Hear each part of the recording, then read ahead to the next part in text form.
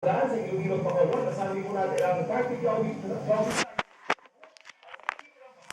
Visayas. Maganda po panood. At ito naman ang lagyan ng natin dito po sa Mindanao. Hindi po apektado ng bagyo ang Mindanao. Malayo po po bagyo. Asahan po natin ang good weather dito po sa Zamboanga. Party Claudio Stars dito po sa Cagayan de Oro.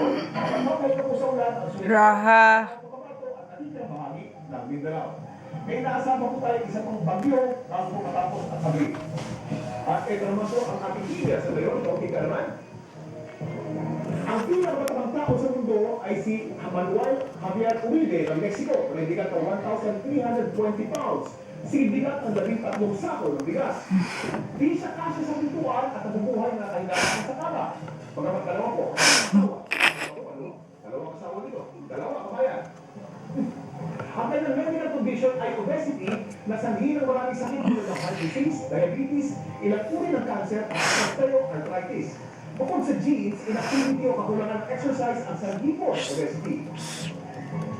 Pag masyadong madami ang taba, wala po katagrigan. Ay! Pag Hindag. masyadong madami ang taba, ang hirap kung matanggal, ay importante papabilis ang metabolismo sa mga mamita ng organismo. Ayon sa American Heart Association, Hindi. Hindi. Ito oh.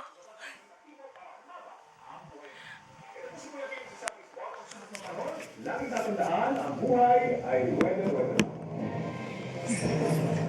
Bihag pa rin ang mga hostage taker ang 3 tao sa Prosperidad, Agusan del Sur. Una nang pinalaya kahapon ng 2 bihag at kahit 3 araw ng hostage drama, kampante na lang mga